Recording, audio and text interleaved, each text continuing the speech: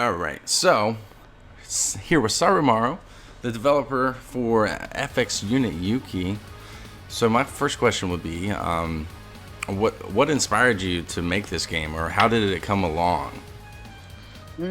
So I had a few different ideas originally for what I wanted to do.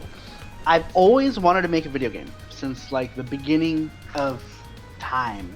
I when I was a kid, I used to always draw like little like fake like little video game ideas like in my mom's Bible or whatever, right? I would do like uh back then I was really obsessed with like Ninja Kid and like Kid Nicky and those kinds of games. So I used to do like my own little like platformers kind of thing. Mm-hmm. But I never really had the means or the know-how to like actually like make a game.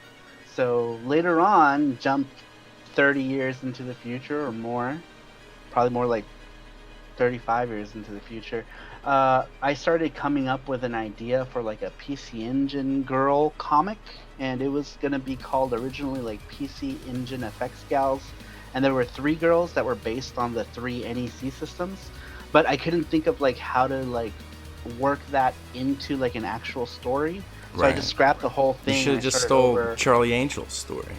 I should have. So I scrapped the whole thing and then I just started doing the idea for FX Unit Yuki, where she was like a real girl instead of like supernatural beings, I guess. What was the original idea? So I made a webcomic based on this idea, and at the time I was in a chat called Duophile with some other people. It's like a Turbo Duo enthusiast Yeah. site, and David was in this chat, and so I would show off what little bits of the comic that I had, and I drew a sprite, like a Yuki sprite, like just like a fake, like it conformed to standard by size. It was 32 pixels, but not by color, because it was just for fun, just something that I put at the end of each chapter, and David was like, you should send me those. Do you have any more frames for Yuki? And I was like, yeah. And he's in the chat still, I think, right? Hopefully he can chime in, because Yeah. I'm old and my memory doesn't work Memory's a little that funny. well. So at this point, you've written a web comic, and you've had this idea since a child of creating your own game. And you talked to David. He's in the chat. So how did it form from an idea into a game? Like, how do you even do that? What are some of the steps you took to make it possible? Well, so that's where he comes in, because he took basically my designs and gave them life.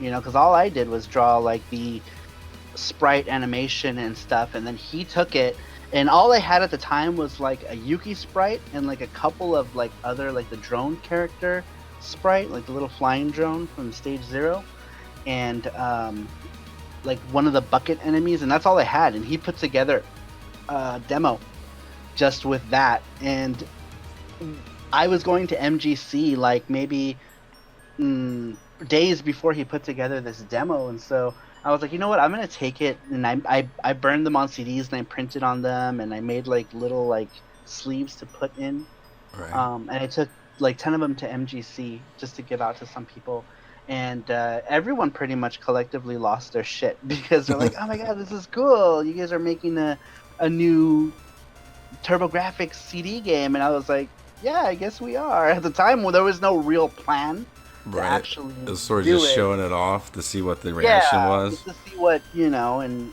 he had a talent, I had a talent. We put our talents together, and we made this demo. And so after the reception for the game, it was really positive. So I went back home, and I was like, shit, we should probably like make a game. And so we continued on making this game, and then I was like, well, how are we gonna do it to like get money to do everything, to make it for music and everything? And then at that point, I started looking at Kickstarter, and I was still relatively new to Kickstarter. I hadn't kickstarted anything at the time, and I didn't Right. really know the ins and outs of it. So I started reading up on like a bunch of like tutorials and how-to videos and everything, and then we started with the Kickstarter. So David put together. I started working on way more assets, and David put together a short demo. Uh, at the time, it was just Stage 00 and Stage 01. before the Kickstarter, and I had flown him out to Las Vegas, and we did a convention at it. And it was just weird because like neither of us knew really what to do, right? Like we just wanted to make a game, and we set up a booth, and we were just like, play a game, maybe you'll like it. And it was positive still. So then at that point, we decided we're going to go ahead and go through with it, and I did the Kickstarter to get it all funded. And right. What's the time frame from inception of the sprite work to the Kickstarter? What, like maybe a year or so? Or? No, just a couple months. Oh wow. Maybe 2 or 3 months. The game itself took 2 years total to make. That's amazing, especially a development cycle of that. It's pretty short for just basically. In the beginning, it was just 3 of us because it was just me, him, and the tile artist. And that tile artist didn't come on until we started doing stuff for level 2. Right. Because somebody else had done. He wants to remain anonymous, but somebody else did stage 01. The design for stage 01 was drawn by somebody else. And it took us 2 years to make from start to finish. Wow, that's amazing. So apparently the Kickstarter was successful. What was some of your Kickstarter goals, and what was your original asking to fund the Kickstarter, if you remember? 15,000. Okay. And we ended up raising 36,000. Oh wow, so a really good reception. But yeah, we raised 36,000, and then we raised like pre-order monies. And so we were like, oh man, we raised all kinds of funds, and I didn't realize what things would cost at the time because I had no point of reference at all. That's your first time ever publishing a Kickstarter. Yeah, and so I didn't know like how much it would cost to like advertise and like buying booths at conventions. And then we ran into legal trouble with the name because originally we had called the game just Henshin Engine. Mm-hmm. Now it's FX Unit Yuki, the Henshin Engine, but originally it was just going to be called Henshin Engine. But somebody had trademarked the word Henshin here in the US, and since it's not like a normal word, you can trademark a word that's in another language because whoever's doing the trademark stuff isn't like, oh, this is a normal word in blah blah blah language. So we had to change it, but part of it was that we had to destroy most of the media. We couldn't distribute it. The only thing I kept is a couple demos. That's really cool. See my screen, but we kept a couple demos. And in the demo, is it just the stage 0 or? Yeah, this one I believe is stage 0002 and 0.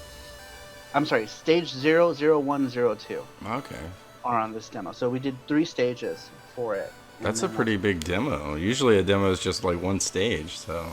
Yeah, it was pretty big, and so we put it up for people to download. So like our proof of concept was super solid for this, right? Because we had already a lot of work put into it.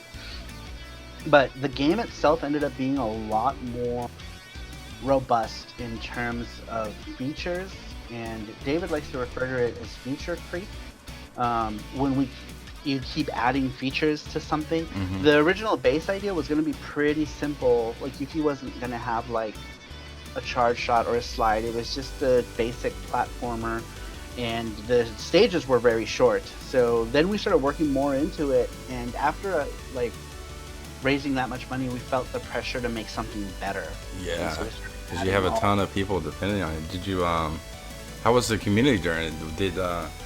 Did you meet your guys' goal on release for the Kickstarter? No, because originally we had told people it would take us a year to do, mm-hmm. but originally we also had a much different, much more simple game in mind at the time. So if we wanted to meet that time frame, we could have kept with the original idea. But the more we started working on it, both me and David wanted to add more, because I know he wanted to add more.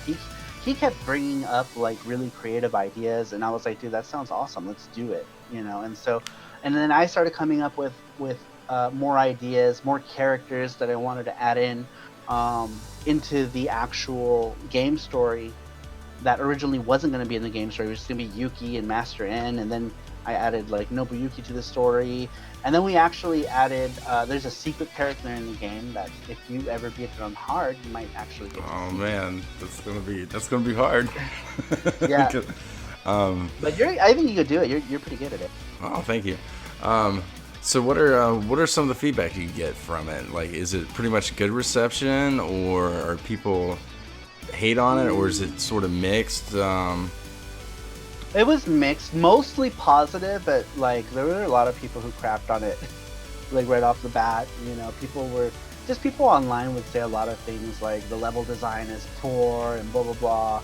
This is before we actually like revamped the whole game though, so maybe they had a point, Right. because it was kind of simple.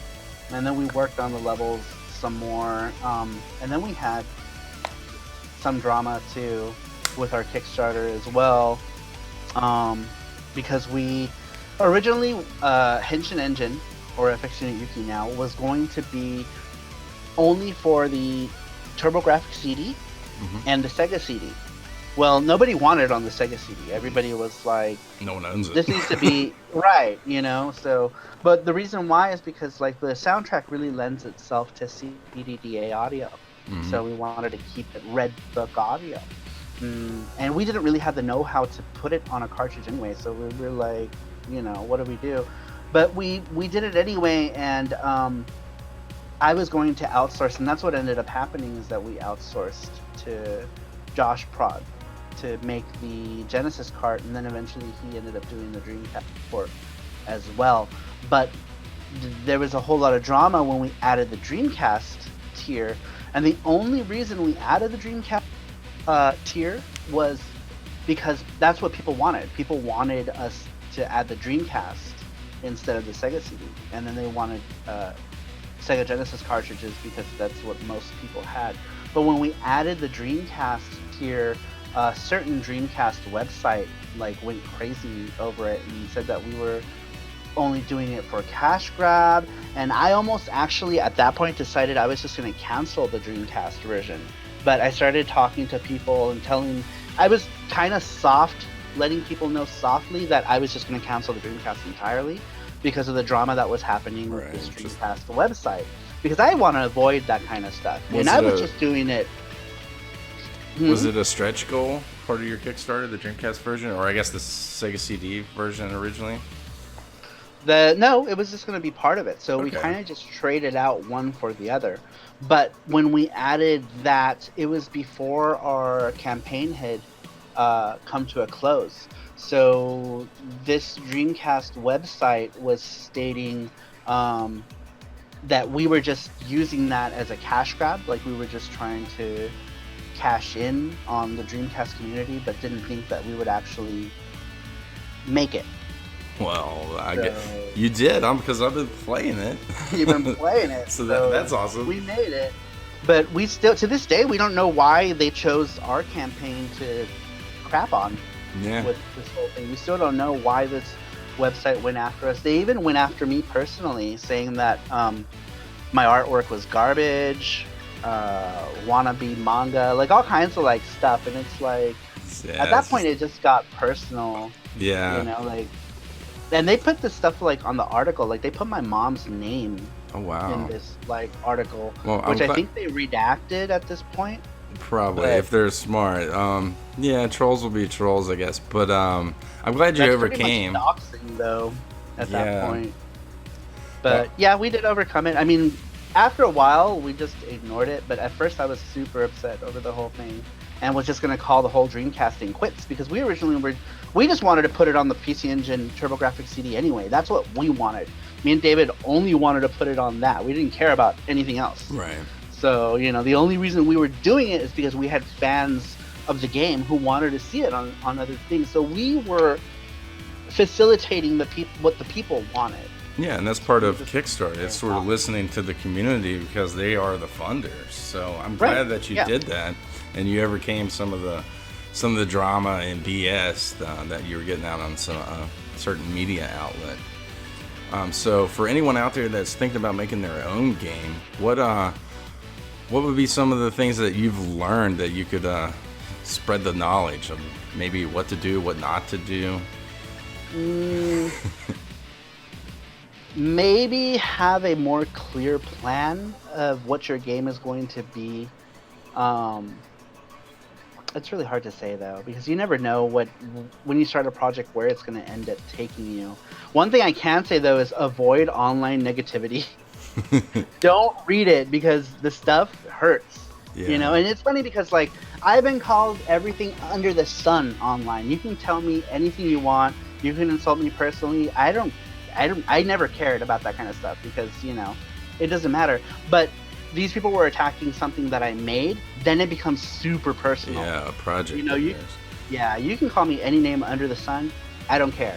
Words don't hurt me. But like when you start attacking like things that I make, that's when I get up when it gets upsetting. So all I can recommend is that if anybody ever wants to make a project and you do put it online to where like lots of people can see it, avoid or ignore the negative feedback. Just ignore it.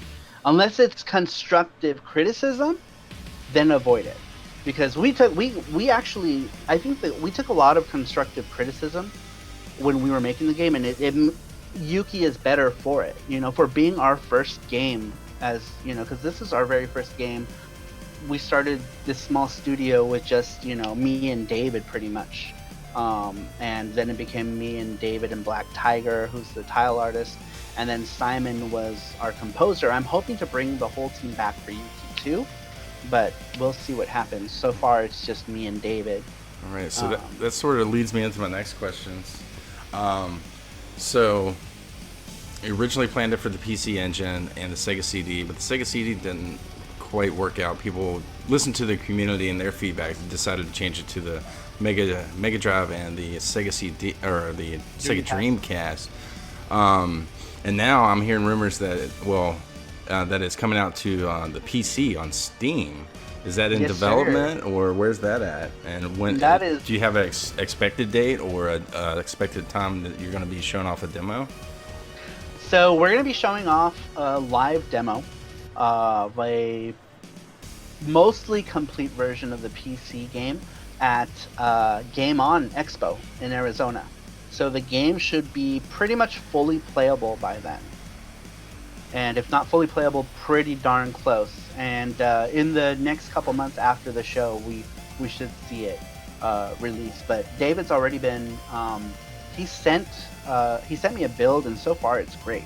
Awesome. It plays great. There's so many extra things. I think people are really gonna dig this FX Unit Yuki remix. If the Steam version's successful, is there any plans to port it to any other type of systems, maybe the PlayStation or the Switch or any current gen? That's my hope. I would like to see it on both PSN and the Switch. It would be great. The thing with that is that Yuki was programmed in mostly C with some assembly, and it's not like code that's easily converted to either one of these platforms. Right. The game would pretty much have to be recoded in like Unity or like Game Maker or something that can be exported to these platforms. So that's one hurdle that I haven't gotten around yet. And we've had a couple people or a couple smaller publishers approach me about it, stating that they wanted to take care of it and yada yada, but I kind of want to see what we can do in-house between me and David. I always want to be able to do as much as I can with what we're doing between me and David first, before we decide that we're going to outsource it to somewhere else. But with the Dreamcast and the Mega Drive stuff, we pretty much just ran out of time. We had to outsource in order to complete it, because it already took us longer than we said we were going to take with Yuki. And even then, Yuki still, I think, needed some more time in the oven, but we had to release. We had to release because it had already been 2 years. And I just didn't want to, if I was going to stay good with everybody, because you know how there's so many like Kickstarter nightmares, right? And Kickstarters happening that take 5-6 years, and sometimes people don't even get anything. Yeah, some of them just never happen. Right. So I wanted to make sure that the people who were backing this game knew that we were serious when we threw it out there. Hey, these guys made it already. This game is done, and there's more coming, and they're slowly fulfilling all of their Kickstarter rewards. Awesome. And I want people to know that, you know, we're going to deliver regardless. Even if it does take us a little bit of time, it's not going to take us in a huge amount of time. That we will deliver in a timely manner. Yeah, and you want to deliver. Again. I'm sure you want to deliver something that is worthwhile, not just to push it out. Right. And that's what we did with Yuki. Is we ended up revamping so much of it because we didn't want people to think that, you know, they're playing some crap game. We wanted to put in as much work as we could in that time frame. And you can ask David, we crunched really hard with this game. Like, I know he was like reaching burnout. I was completely overwhelmed during this whole thing. Like, now it's like we have some breathing time where like we're kind of taking our time to do the rest of it. Like, there's some stuff like people still haven't gotten the art books yet because, you know, it took me longer to complete all of that than it should have, but because we're trying to not burn ourselves out at this point. So it's I mean, from a three-person development team, in my opinion, it's pretty amazing that you've accomplished as much as you have. And earlier you mentioned FX Unit Yuki 2. Is that something that's just in concept at the moment, or? Right now it's in the concept stage. We haven't actually started building on the game itself, only because we don't want to start building on that game without having to finish the PC version. Right. So you want to get done with what you have already. So as part of the concept, are there anything that you can share about it that you want public? Like is it going to be the same style of game, like a platformer with shoot 'em up mixed in levels? Yep. It'll be the same type of concept. It'll be based on mostly game worlds once again, but Yuki gets a little help this time. Oh. And, I don't want to say too much because it kind of it's still in concept, so it's involving. I completely understand. But that's it also involves the ending of the first game. Ooh, so, on the hard mode, I got to get the real ending. I don't want to spoil it. You can get the real ending playing it on normal, but okay, I don't want to talk about it until you actually get through it. But hey, maybe if you beat it today, maybe I'll try the end. We'll see. All right, so that's the questions I have for you. I'm gonna throw it to the chat. So if you guys have any questions for Sarumaru, just throw them up in the chat and he will answer them to his best knowledge. Yep, let me put this over here. I'm going to look at the chat as well. Let's see here. Brian says, yes, Yuki too. Ooh, Billy says, will you make a game with you as a character? Probably not. But an interesting tidbit is I do appear in FX Unit Yuki in the form of a sound clip, but I won't say which that sound clip is. I'd rather people just guess.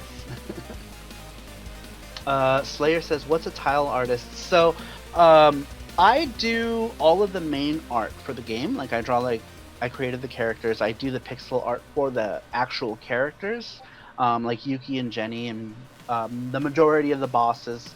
But the tile artist, who is Black Tiger, he does the background tiles. So the backgrounds are done in 16 by 16 pixel tiles, and he is the artist of almost all the background tiles. So that's why that's a tile artist. That's what a tile artist does.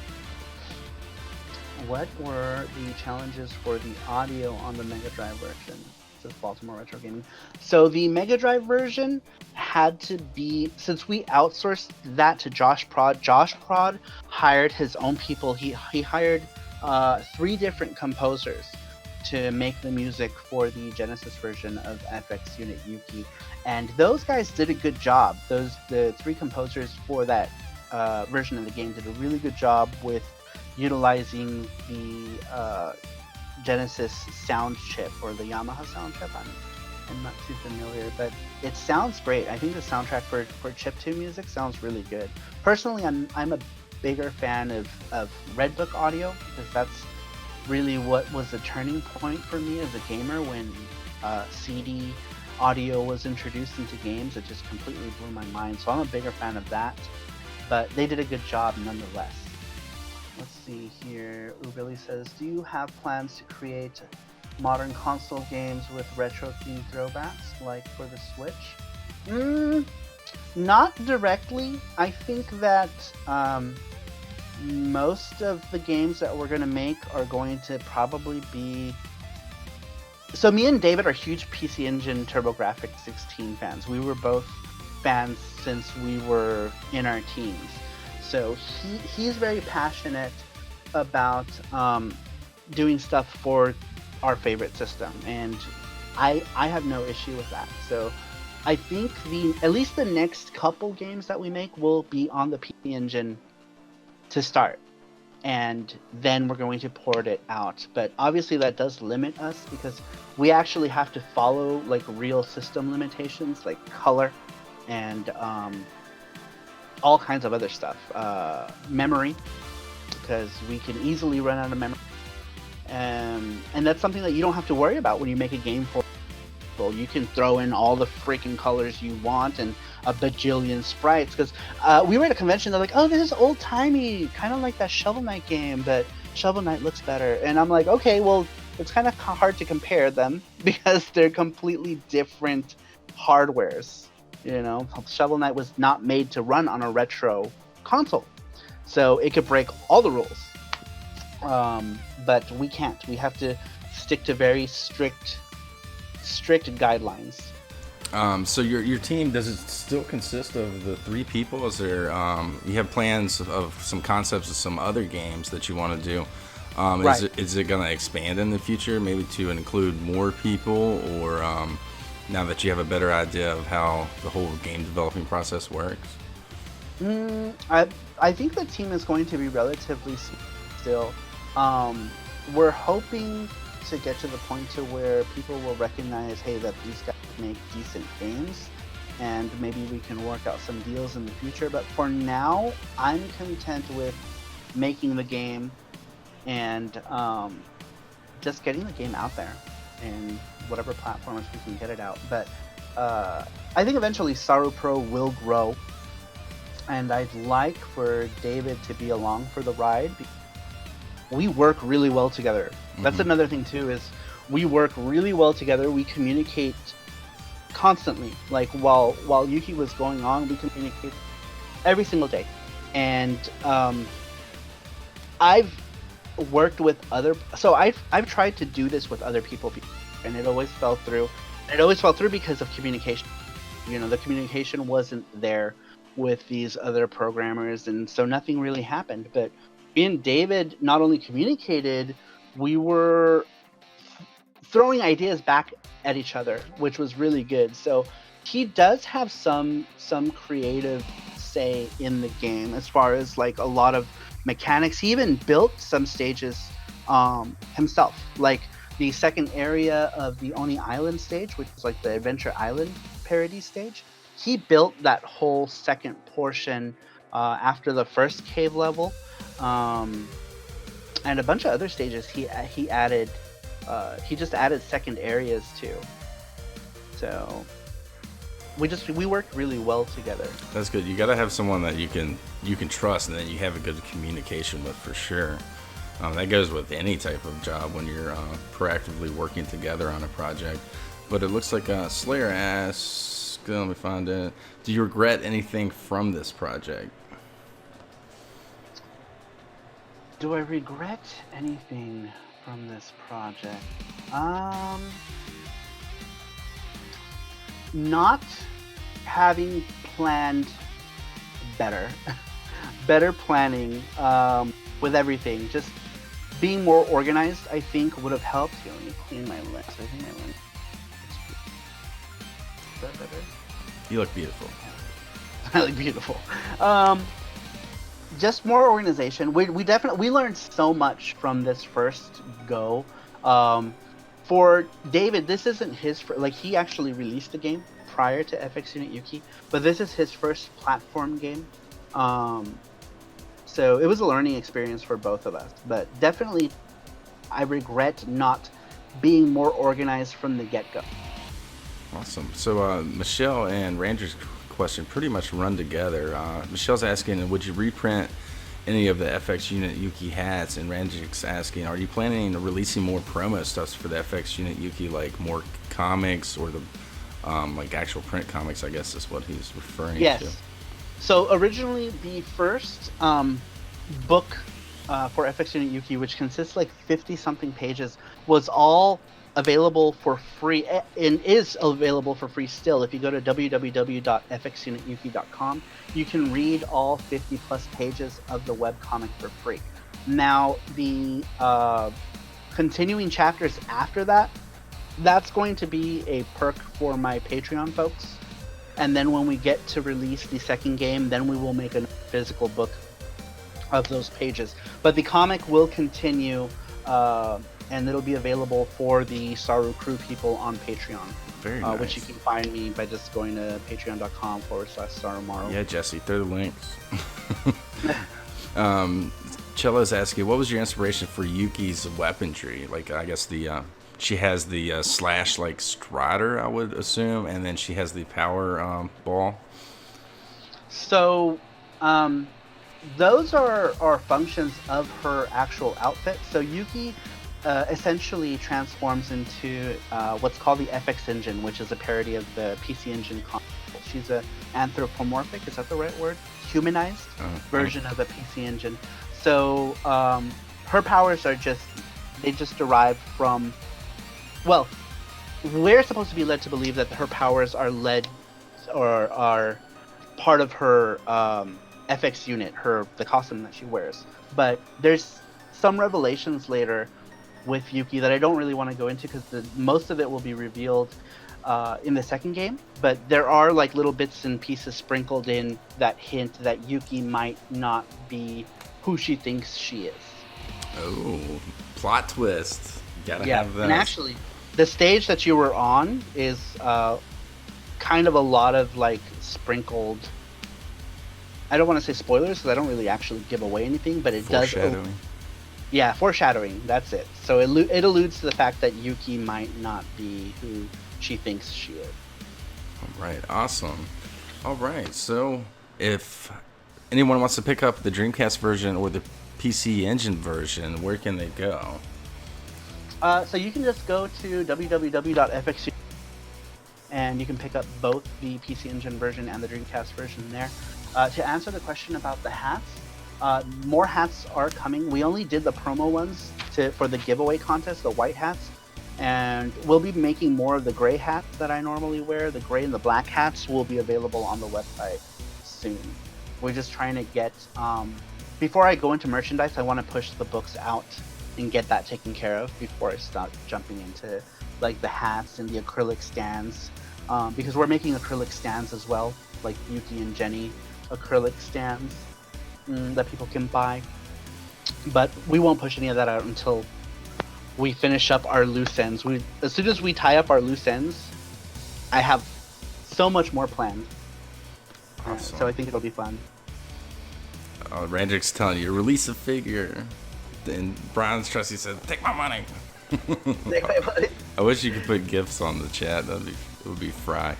Say, take my monies. But and awesome. By the way, so with the white hats, so one white hat. There are two. We're not making any more of the white hats. We're only making black ones and gray ones. The two white hats that we made for the competition. The competition was to find the secret stage. FX Unit Yuki has a secret stage, and if you beat the secret stage, you get a secret image at the end of the game. And the first winner, is going to receive a canvas of that special image at the end of the stage, along with one of the white and red Yuki hats. So there's still one more hat and canvas set that has not been won yet. So someone can still find that secret stage. And there's been hints sprinkled about. And one of the hints is actually in the instruction book. Oh, I need to read that again. Yeah. Oh boy. All right. So thank you so much for coming on here and answering my questions, everyone in the chat's questions. Any final words you would like to say? And Randrick has the last question. Oh, okay. Let's see. He said, maybe I missed this, but are you guys planning another Kickstarter for the sequel? Yes, we are gonna. We're gonna have to crowdfund it for sure. Just because we don't really have a choice. If we're gonna make it, it has to be crowdfunded. But yes, we will be doing a Kickstarter. So for any of you who didn't kickstart it, you'll have a chance with FX Unit Yuki 2, and of course there are all sorts of perks like video names and the credits and all that other stuff. So definitely look out for that. Awesome. All right. Well, thank you, Mr. Sarumaru from Saru Pro. Thank you for having me. Yeah, I really appreciate you coming on and answering everyone's questions. Bye, y'all.